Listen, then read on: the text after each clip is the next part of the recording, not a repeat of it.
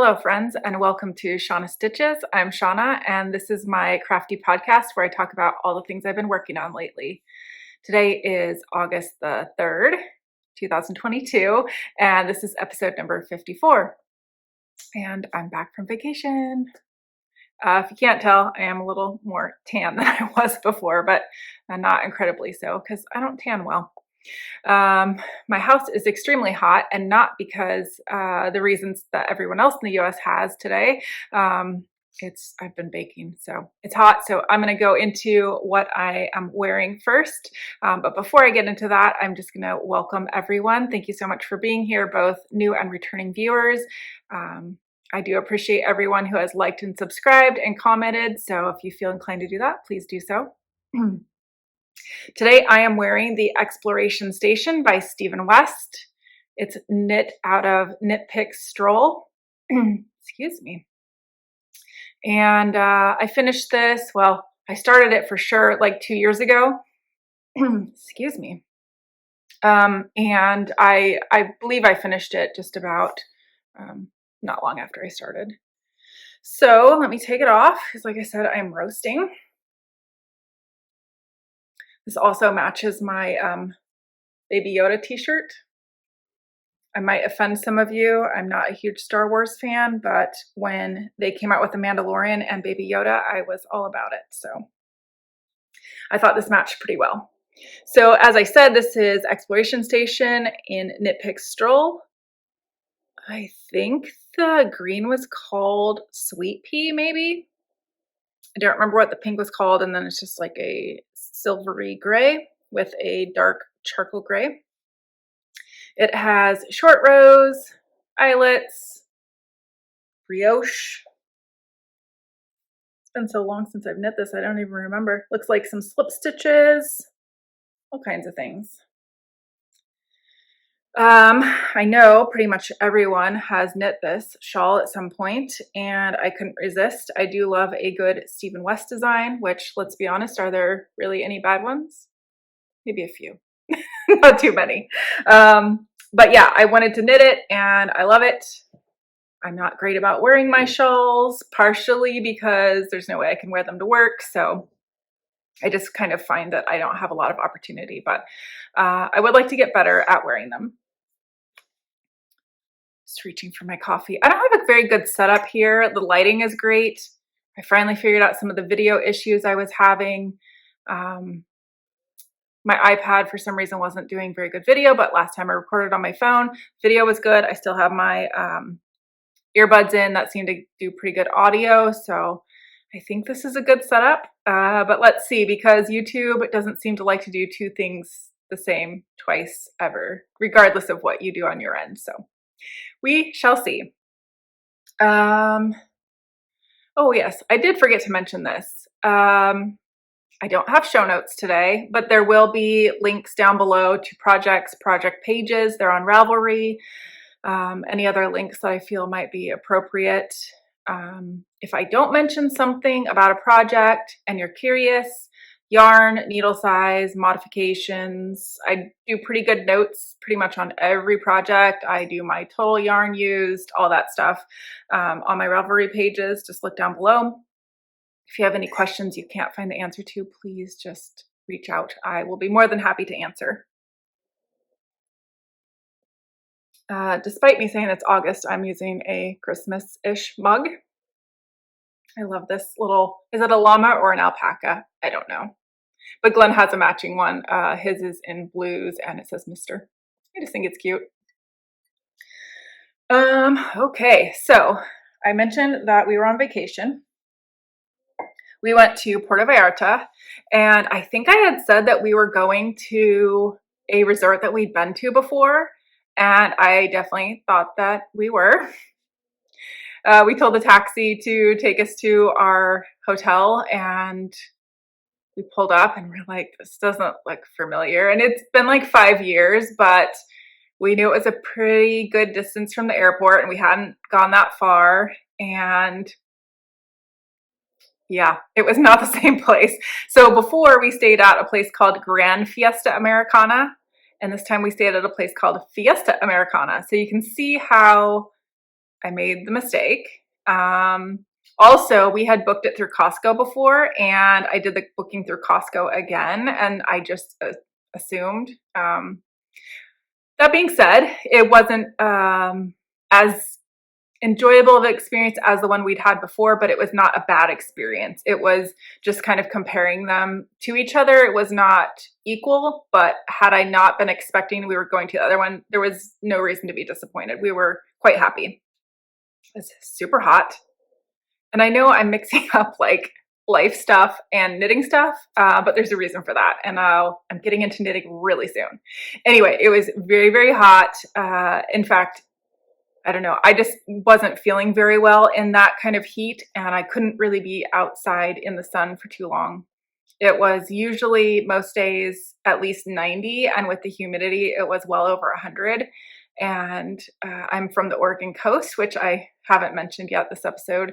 And where I live, the temperature fluctuation is quite small, and we really don't get many hot days a year. So it was very warm. That being said, I did not let it stop me from knitting. I finished my Boxy, which I have not blocked yet. But it is done. All the ends are woven in. It just needs a block. And I did try this on the day I finished it. So we left July 17th from our house. We stayed in Portland, which is where the airport is, the night before. And we left very early from the airport. I think we got up at like 2:30 or 3 to get to the airport. And so I was able to knit on the car right up there because Glenn drove. That's my husband, for those of you who don't know. And I knit while we're waiting at the airport, on the plane, all those things. So I can't remember. When I last showed it to you, I was probably right about here. And of course, I did a little bit more. But I took a photo at the beginning of each day of our trip until I finished this. And so I will pop those photos in progression up here. And so you'll just see how much knitting I did a day. I'm not a slow knitter, but I'm not like the fastest knitter by any means. It was just a lot of knitting time. So in case you're not familiar with this pattern, it is fingering weight. I knit it out of Holst Garn Supersoft in the Marlin colorway. And one round of this, the whole width, is close to 400 stitches. So lots and lots of knitting. But that being said, it's super easy knitting until you get to the shoulder shaping. And all the knitting parts, I was just able to read. I finished like 3 books while we were there, which was amazing. One of them being the 4th book of Outlander, which I can't remember what one that one's called because I read on my Kindle, so I don't see the cover, consistently. But yeah, it was so nice to get reading time and just felt really relaxing. I was almost not on social media at all, and it was just wonderful. It was really just a nice disconnect. Anyhow, so I did take photos of this. It fits fabulous, so I'm so excited to block it. I'm not going to be blocking it aggressively at all, just enough to kind of even out the stitches. As I mentioned, it's Holst Garn, super soft, and it kind of, I don't know, even though I've already pre-washed the yarn, it always just kind of helps settle the stitches. Also, I don't know if you can see it there. I can see it in person slightly, like sorry, I don't mean to flip you off, right about there. I had put in a lifeline. So where it separates from the top there where you start the shoulder, I was concerned my row gauge was quite a bit less than the pattern gauge, even though I was pretty much on stitch gauge. And I was concerned that where the armhole starts, even though that's supposed to start lower down on your arm, not at your bust, I was concerned that this wouldn't be deep enough to the shoulder. So I put in the lifeline just in case. Turns out it worked out just fine. The only difference is, and I don't really know why I do have a difference. I do have very broad shoulders, but the Hohi in the pattern says that, you should be measuring, I think, around your elbow to figure out what size, because that's where the little bit of sleeve is picked up, should be around your elbow. And for me, it was honestly like mid bicep, which didn't affect anything. All it meant was I knit a little bit longer of a sleeve. It was supposed to be about 6 inches. I think I did an extra inch. But again, I'm very tall, 5'10"-ish. And yeah, you'll see how it fits on the photos when I insert those.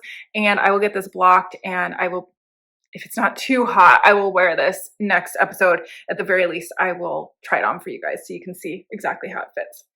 Super happy with that. I ended up using 273 grams and 1,700 yards. So again, that's the Holst Garn Supersoft, and you get a lot of yardage in this for the grams. So grams wise, if this were a commercial sock yarn, not even commercial, a standard sock yarn, even like a hand dyed, you would have 273 grams would be almost 3 skeins, which would be roughly 1,200 yards. And again, that was 1,700.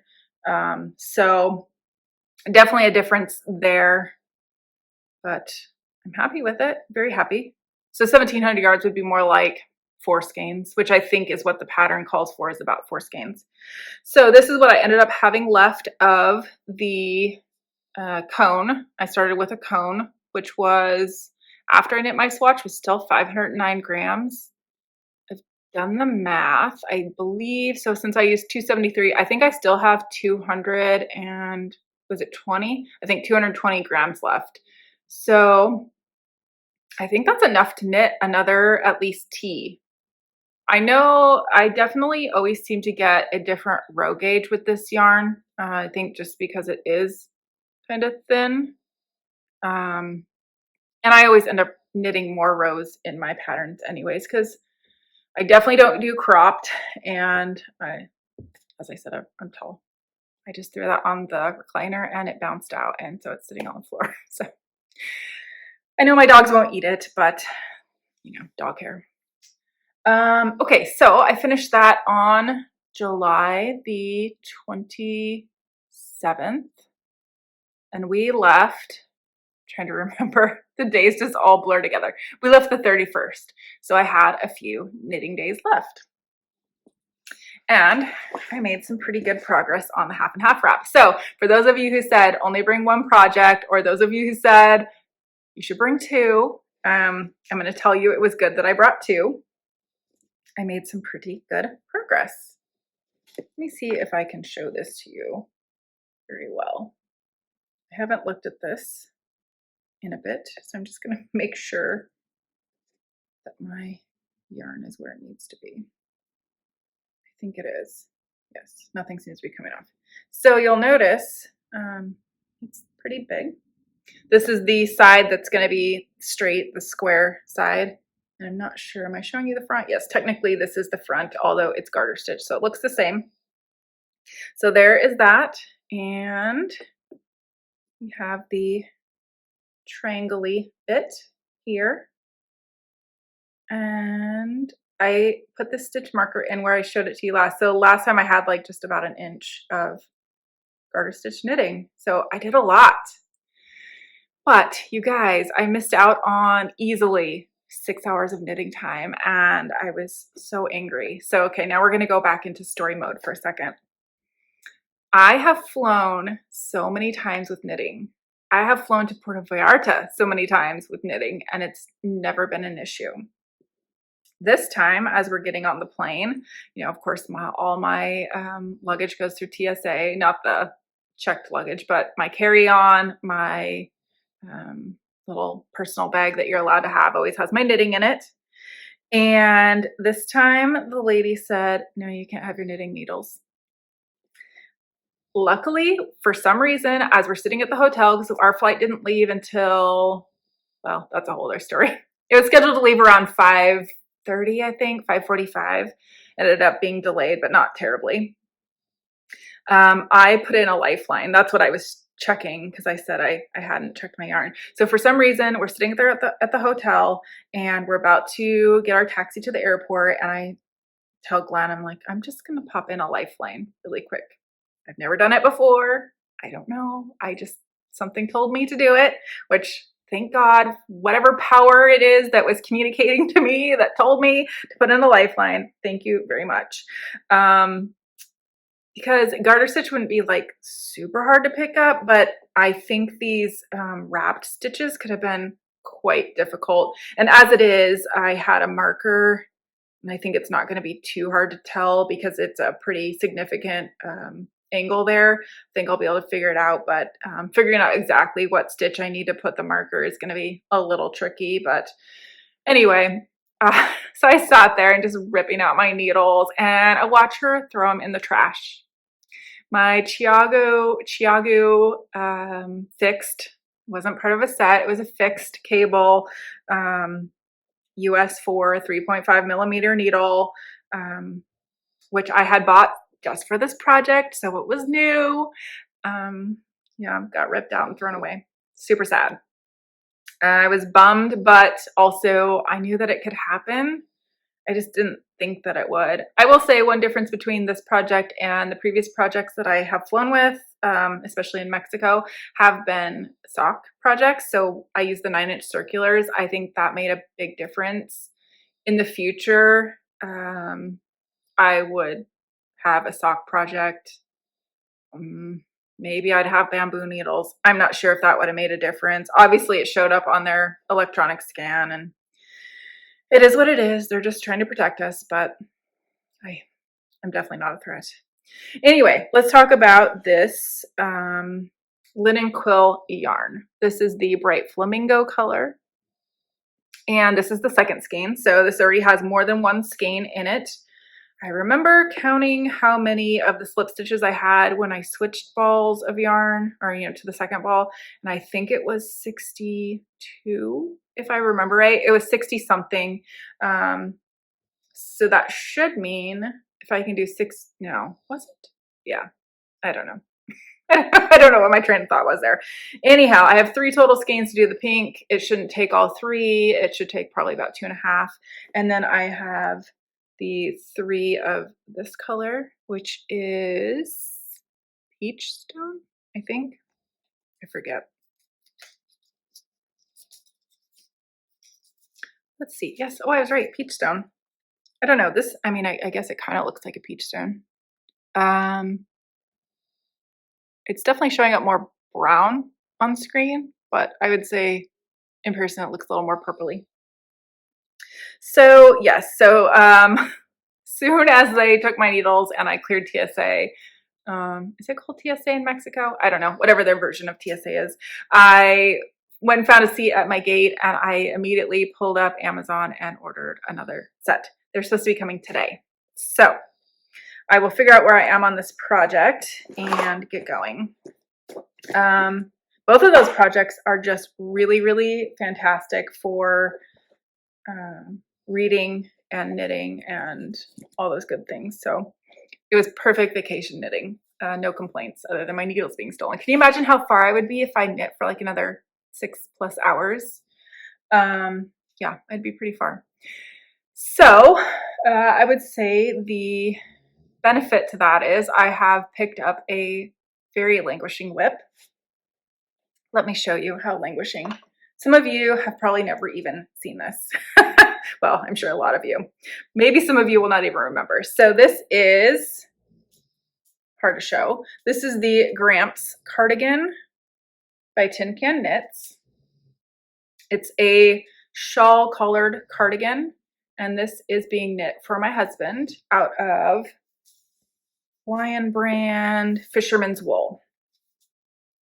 So yeah, it's pretty big on me. When I pulled this out of my languishing whips yesterday, I had to dig for it, first of all. But second of all, I was on both sleeves. I was doing 2 at a time. And while we talk about 2 at a time, I'm using these Chiagu interchangeable mini sets, which are so nice because they come with 2 cables. I can't remember the lengths. It's like, I think it can make an 8-inch and a 10-inch, or a 9-inch and a 10-inch, 10 and 11, something like that. Anyway, the whole point is that they give you enough that you can do 2 sleeves at a time, which is fantastic. They give you a longer set of needles and a shorter set of needles or tips. And the way that I am able to do 2 sleeves at once is that I use one of each on the cables, and that makes a great circumference. It's easy to knit. This one's still on, or I would show you. But this is what the set looks like, so you see what I mean. These ones here are the longer ones. These are the shorter ones. And they were a gift from a dear friend. So every time I use them, I think of her, and they are very useful. So if you have a knitter friend in your life, or you would like a set for yourself, I highly recommend them. Of course, Chiagoos are my favorite anyway. But yes, back to this cardigan. It hasn't been blocked, obviously. I started knitting on this when I was not near as experienced as I am now. Not saying that it's bad in any way, but it might be better if I knit it now. I did steek this, which is not part of the pattern, but I knit it in the round instead of having to knit back and forth, which definitely there are pictures on my Ravelry project page for it, showing it that way. And I don't remember if it shows me steeking it or anything like that, but you can see it was one piece and then it became 2 pieces like this. So again, it's getting hot in here, but I took some pictures of Glenn wearing this morning before the one sleeve was done.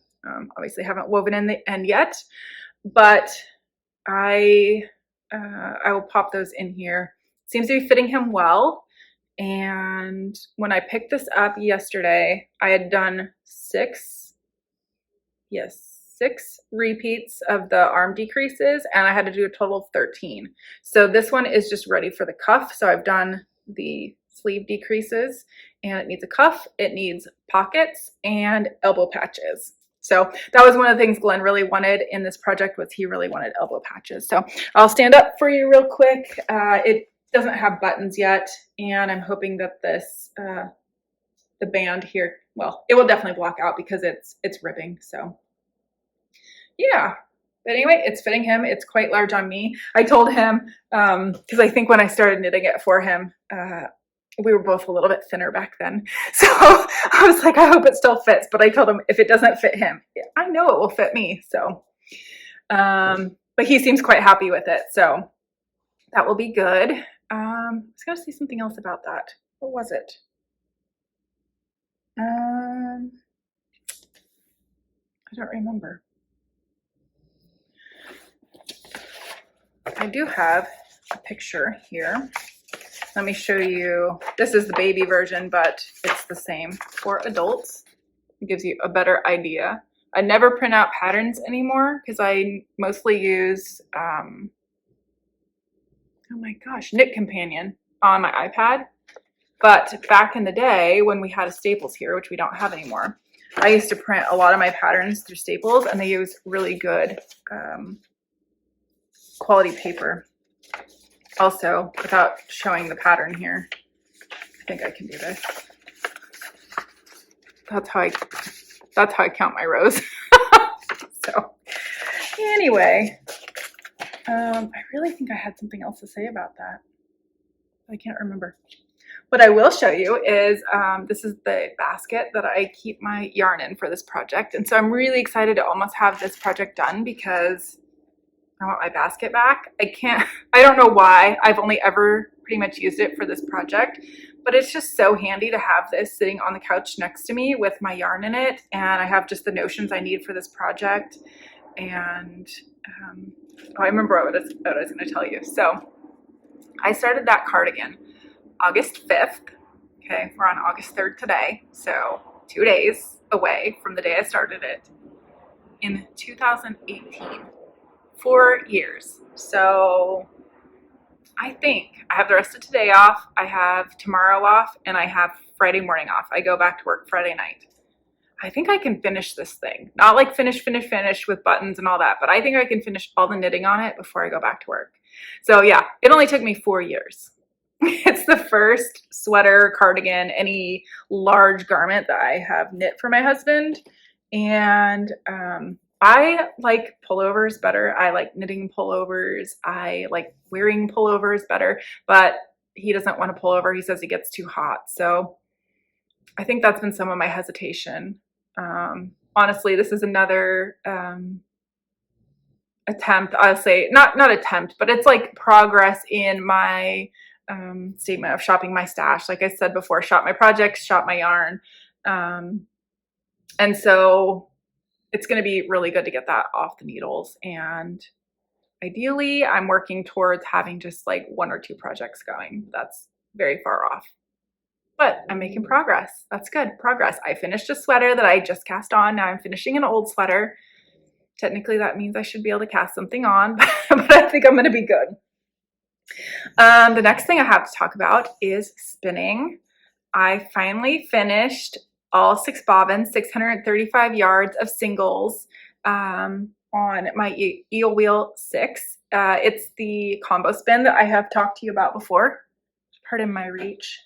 I have to reach all the way to the floor here for all 6 of these. And I don't think I'm going to be able to show them all at once because there's a lot. But I'll pop in a photo. Let's do one at a time. This is number 5. Not that you care. That's bobbin number 5. This one's number 3. I keep track. There's just a little piece of tape at the top, and I numbered them. The reason I numbered them is because they say that it is a good idea to ply your oldest spinning with your newest spinning, because the likelihood is that your consistency will not be perfect throughout the bobbins. So say you start thicker and end up thinner, it just kind of like evens that out. This one was number 2. I think mine are fairly consistent. I mean, I just realized the other night, I have been spinning for almost 5 years, which is crazy. 5 years ago in October, so not quite 5 yet, is the first fiber festival that I went to when I took spinning class. And that's when I bought my Lendrum. This one's number 4. So I've never been able to like exactly split any portion of fiber in half and spin it to 2 bobbins and ply and end up anywhere even remotely close, even though I think my spinning looks pretty darn consistent. Even when you hold, 2 bobbins next to each other, they look consistent. But I have learned that the same diameter of yarn can be made with very different amounts of fiber. And I think that's something that I'm still not super consistent with. And maybe I never will be. And quite honestly, I think that's okay because I'm pretty happy with what I end up with. This was number 1, and this one was number 6. So that being said, I just finished that yesterday, and then I went right into applying up my samples. So I plied up a 3-ply sample from bobbins 1, 3, and 5. So I used all of the odd numbered bobbins, and that's what I ended up with. This has already been washed. When I first pulled it off the bobbin, it was curling, or what do they say? Twisting up on itself. It is quite twisted. But now it hangs very straight, and I guess it has a little bit of extra twist, but not a lot. I'm pretty happy with it. It has some elasticity, you can see. It's quite soft. The yarn itself is pretty round, which is normal for a 3-ply. I think that's focusing okay. I'm just trying to remember off the top of my head. This ended up being 11 grams for the 3-ply, and I got, before washing, was 36 yards, I think, 32 or 36 yards. So based on those numbers alone, not my after washing because I have not remeasured, based on those numbers, for the 635 grams, if I spun it into a 3-ply, just like this, I would end up roughly over 2,000 yards, which is enough to knit the Weekender Light. That's the goal. I'm knitting along, or spinning along and knitting along with the Andrea Mowry Weekender Light project that she's doing. It's DRK Spin It to Knit It is the hashtag, and also DRK Spins the Weekender. If you want to look that up on Instagram, she also has a Ravelry page for it. So that was the 3-ply sample. And I also did a 2-ply sample using bobbins 2 and 6. And that's what this looks like. I don't know. I hope it's focusing okay for you guys to see. There's not a lot to see there.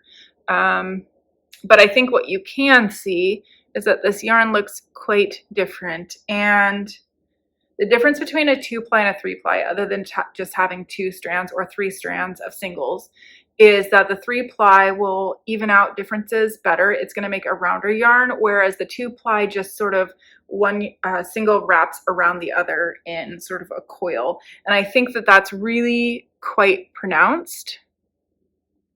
I think that it shows the differences in yarn thickness more so than the 3-ply. There's a good example where I had like a little bit of a thicker bit right there. Again, I'm showing you the elasticity. It's still quite good. The 2-ply feels a bit softer. Interestingly enough, I don't have it here, but I do have photos I can put in. For a 2-ply and a 3-ply, they both measure out as a fingering weight. And I've only measured those on the gauge pre-washed. I haven't done them since they're washed, but I would say that the diameter has not changed significantly. So based on the pre-wash math for the 2-ply, I would get approximately 3,000 yards total, not yards per pound, but total. I forget what the grist was. I had to do a lot of math, whatnot. But anyway, so I would get about 2,000 of the 3-ply or 3,000 of the 2-ply. And that will be slightly less once I calculate the wash version, because it will automatically shrink up a little bit. So I will recalculate that, remeasure, recalculate. And my next step is to knit up swatches with these. I mentioned that I have that US 4 3.5 millimeter needle coming, which is the size that's recommended for the pattern. So before I go ahead and put that into my 50/50 wrap, I'll be knitting swatches with these first. It's going to be really interesting to see the difference, how the fabric looks, how the colors blend or don't blend. I really wasn't sure, looking at those bobbins, how things were going to look once they were plied. I was a little worried it was just not going to look good. And honestly, I don't know. I think it's so pretty. I would say looks wise, the 3-ply is my favorite. This is hard to show. There, maybe that works. The 3-ply is my favorite. I just think it was more fun to spin. I enjoyed watching the color changes more. I know it's weird to have like a favorite section of yarn. I think this one was my favorite. There's 2 almost the same color blue strands and 1 purple. I just think it's so pretty. It was towards the very beginning of the bobbin. And then just to watch like as one color gradually changes, but the 2 are staying the same. And so I think color mixing is going to be a lot more mixed. I don't know how else to say it. I think it'll be more mixed on the 3-ply, and someone mentioned maybe a little bit less stripy that way, and that they thought that it would be more stripy looking in the 2-ply and less mixed colors. Yeah, I didn't enjoy spinning this one as much. As I said, it does that curl around or loop around. I don't know exactly how to say it. Maybe you can see what I mean there. And I can't tell if it's very focused or not. I didn't dislike it by any means. And if yardage wise or sample wise, I end up going with the 2-ply, I'm not going to be disappointed at all. It's just, you know, when you have that experience of doing something right after one another. So I did the 3-ply first, and then I did the 2-ply, and just seeing the differences within the same, you know, time period right next to each other like that, it just gives you the a real sense of the difference between the two. Whereas if I would have even done them a day apart, I don't know that it would have been as concrete in my mind, the difference it was to ply them, what it felt like. That being said, right next to each other, I don't know if you can, I guess you can tell. I don't know. Maybe you can, maybe you can't. But it'll be really interesting to see what those swatches look like. So I should have those done next time. I was just saying I wasn't going to cast on, but no, there's no way. I don't think I'll be cast on by next time because I still have to do all the plying, but I will at least have samples next time. Okay, so just a little bit more of life stuff, not a ton. I'm definitely done with the knitting and spinning, so no more crafty stuff, I don't think, unless I forgot something. But anyway, so our vacation, as I mentioned, was really nice just to be away. It was nice to be somewhere different.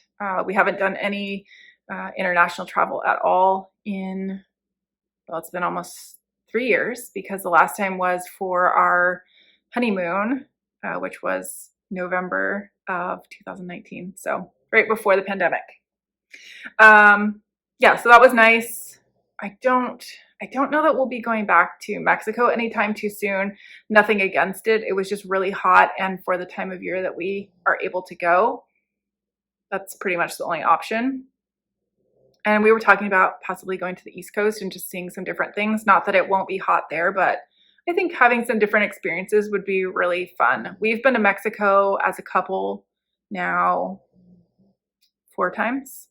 So it's a lot.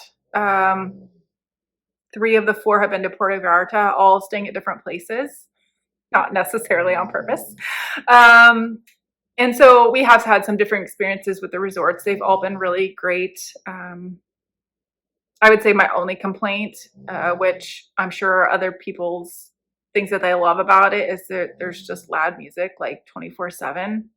Well, not that bad, but I remember one night I couldn't sleep, and we were up on the 8th floor, which there's only 9 floors total.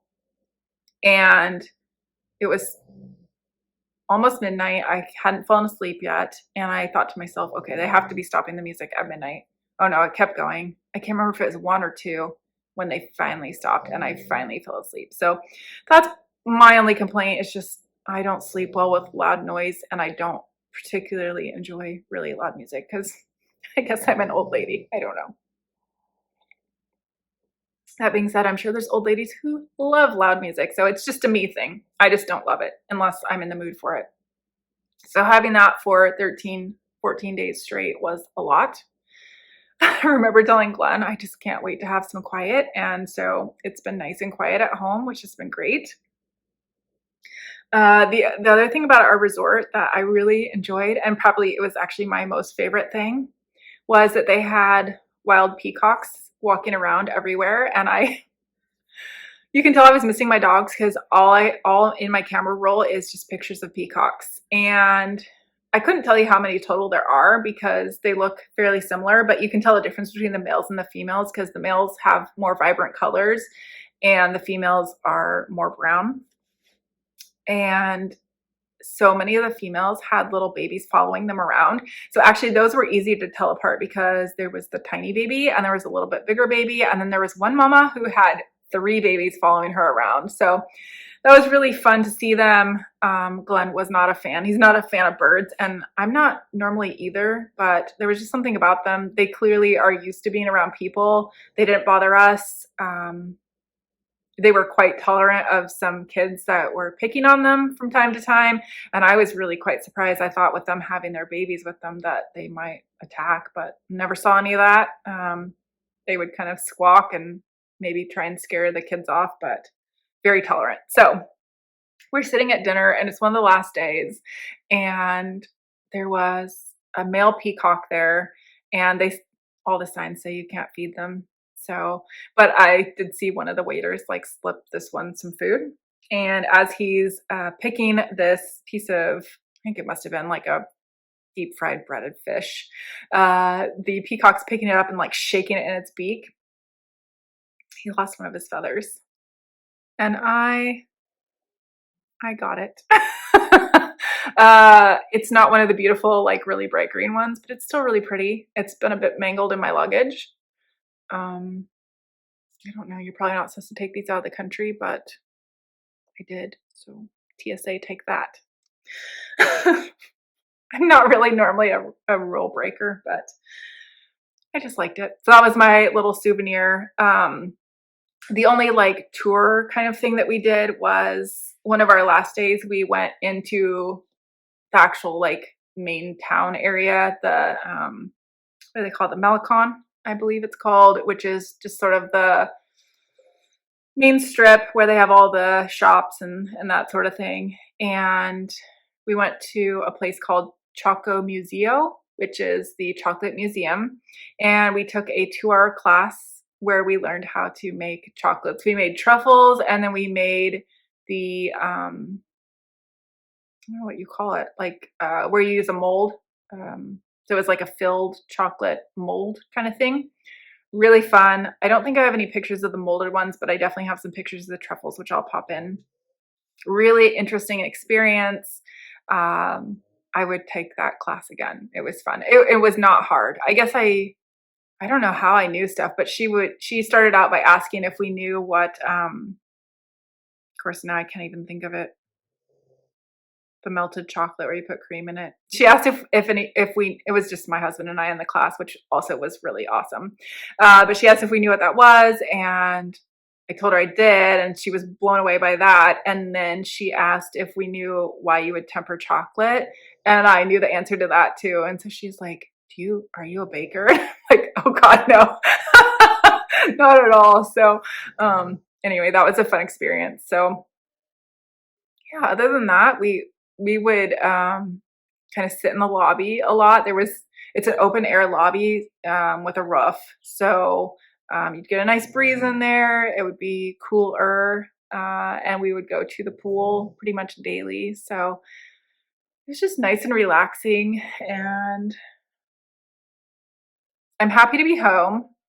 But I'm not ready to be going back to work yet. So hopefully once I'm actually at work, I'll feel a little more ready to be at work. So anyway, I think that's about it. I'm going to wrap it up. I know what I was going to tell you. So another thing about being in Puerto Vallarta this time of year, almost every night there were these fantastic thunder and lightning storms. Oh my goodness. And of course we're right on the water, and some of the lightning strikes would come down, and you would it's pitch black, but you would see them come down and like hit the water. So I was able to take some video of that, which is just amazing. Like, I don't even know, there's no other word for it. It's just literally amazing to see the whole sky lighting up, and some of the thunders literally sounded and felt like explosions. It was crazy. Some torrential downpours after that too. It was funny because when we first got there, they said it only rains at night. I'm like, baloney. We live at the coast. I know what it's like. You don't control the rain. But it pretty much only rained at night. You would just get these storms, thunder and lightning, and rain. It's very interesting. So I did take some footage of that. I was able to take some still shots from the videos where you can really see the lightning strikes and hit the water. So I will insert those here. I will insert a couple photos of the peacocks because they're just, I don't know, they were too cute. I was very happy to come home to my chihuahuas. They're all healthy and happy and at home and snoozing away. You might hear Cody sleeping behind me. They've all been passed out since I started. So, all right, guys, I think that's it. Thank you so much for joining in, coming back and seeing my progress. And I will be back soon, and we'll see how far I made it. Bye.